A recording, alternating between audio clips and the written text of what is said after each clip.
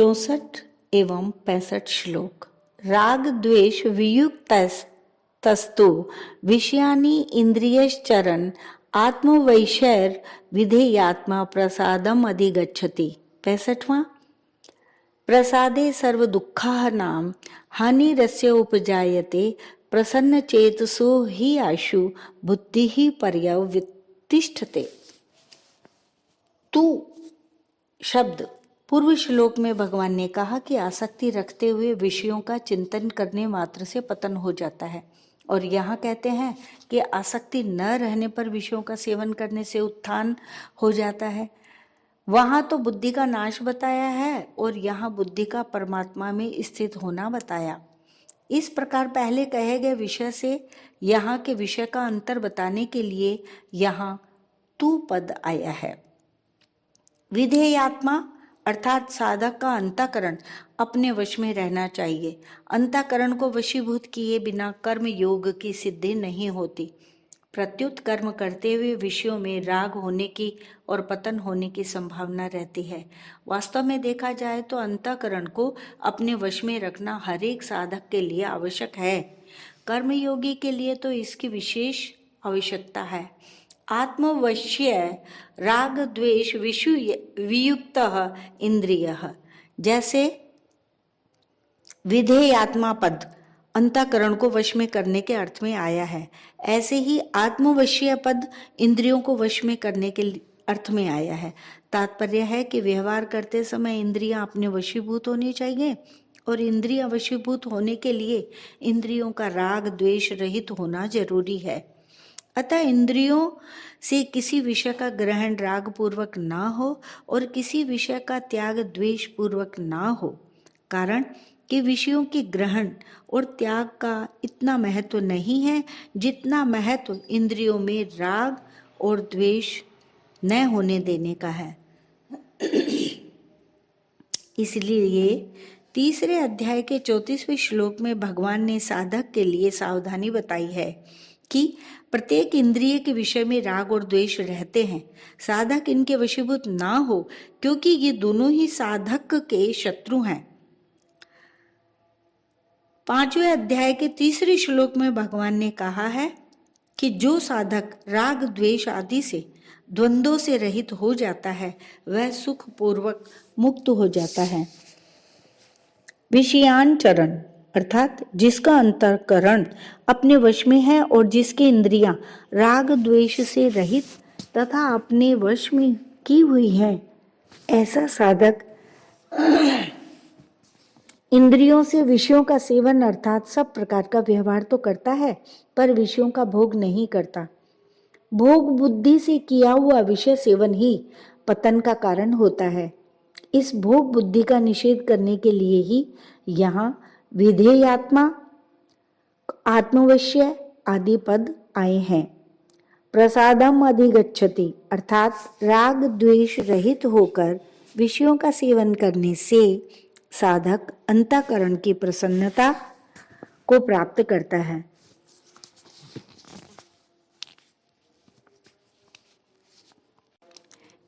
यह प्रसन्नता मानसिक तय है।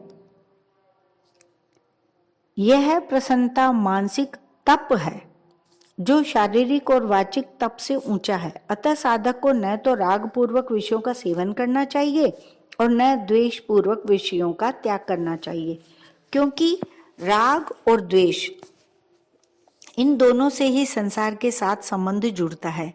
राग द्वेष से रहित इंद्रियों से विषयों का सेवन करने से जो प्रसन्नता होती है, उसका अगर संग न किया जाए, भोग न किया जाए, तो वह प्रसन्नता परमात्मा की प्राप्ति करा देती है। प्रसादे सर्व दुःखानां हानिरस्य उपजायते अर्थात चित्त की प्रसन्नता, स्वच्छता प्राप्त होने पर संपूर्ण दुखों का नाश हो जाता है, अर्थात कोई भी दुख नहीं रहता। कारण कि राग होने से ही चित्त में खिन्नता होती है, खिन्नता होते ही कामना पैदा हो जाती है और कामना से ही सब दुख पैदा होते हैं। परंतु जब राग मिट जाता है तब चित्त में प्रसन्नता होती है। उस प्रसन्नता से संपूर्ण दुख मिट जाते हैं। जितने भी दुख हैं वे सब के सब प्रकृति और प्रकृति के कार्य शरीर संसार के संबंध से ही होते हैं, और शरीर संसार से संबंध होता है सुख की लिप्सा से। सुख की लिप्सा होती है खिन्नता से, परंतु जब प्रसन्नता होती है तब खिन्नता मिट जाती है। खिन्नता मिटने पर सुख की लिप्सा नहीं रहती। सुख की लिप्सा न रहने से शरीर संसार के साथ संबंध नहीं रहता, और संबंध न रहने से संपूर्ण दुखों का अभाव हो जाता है। सर्व दुखा नाम हानि। तात्पर्य है कि प्रसन्नता से दो बातें होती हैं, संसार से संबंध विच्छेद और परमात्मा में बुद्धि की स्थिरता। यही बात भगवान ने पहले 53वें श्लोक में निश्चला और अचला 2 पदों से कही है कि उसकी बुद्धि संसार में निश्चल और परमात्मा में अचल हो जाती है। यहाँ सर्व दुखा नाम हानि का तात्पर्य यह नहीं है कि उसके सामने दुखदायी परिस्थिति आएगी ही नहीं, प्रत्युत इसका तात्पर्य यह है कि कर्मों के अनुसार उसके सामने दुखदायी घटना परिस्थिति आ सकती है, परंतु उसके अंतःकरण में दुख, संताप, हलचल आदि विकृति नहीं हो सकती। प्रसन्न चेतसो ही आशु बुद्धि पर्यवतिष्ठते, अर्थात प्रसन्न स्वच्छ चित्त वाले की बुद्धि बहुत जल्दी परमात्मा में स्थिर हो जाती है, अर्थात साधक स्वयं परमात्मा में स्थिर हो जाता है। उसकी बुद्धि में किंचित मात्र भी संदेह नहीं रहता।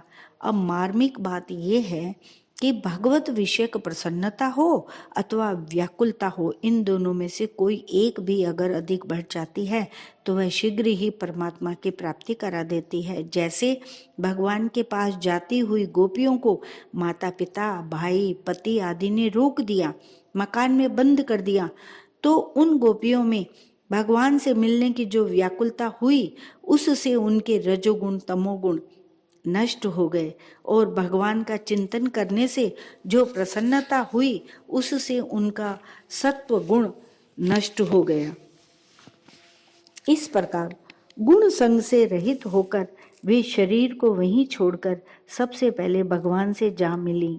परंतु सांसारिक विषयों को लेकर जो प्रसन्नता और खिन्नता होती है, उन दोनों में ही भोगों के संस्कार दृढ़ होते हैं, अर्थात संसार का बंधन दृढ़ होता है।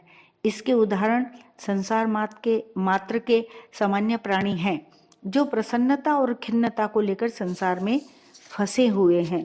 प्रसन्नता और व्याकुलता अर्थात खिन्नता में अंतःकरण द्रवित हो जाता है। जैसे द्रवित मोम में रंग डालने से मोम में वह रंग स्थायी हो जाता है, ऐसे ही अंतःकरण द्रवित होने पर उसमें भगवत संबंधी अथवा सांसारिक जो भी भाव आते हैं वे स्थायी हो जाते हैं। स्थायी होने पर वे भाव उत्थान अथवा पतन करने वाले हो जाते हैं। अतः साधक के लिए उचित है कि संसार की प्रिय से प्रिय वस्तु मिलने पर भी प्रसन्न ना हो, और अप्रिय से अप्रिय वस्तु मिलने पर भी उद्विग्न ना हो। परिशिष्ट भाव ये है कि एक विभाग भोग का है और एक विभाग योग का है। राग द्वेष से युक्त भोगी मनुष्य अगर विषयों का चिंतन भी करे तो उसका पतन हो जाता है, परंतु राग द्वेष से रहित योगी मनुष्य अगर विषयों का सेवन भी करे तो उसका पतन नहीं होता, प्रत्युत वह परमात्मा तत्व को प्राप्त हो जाता है।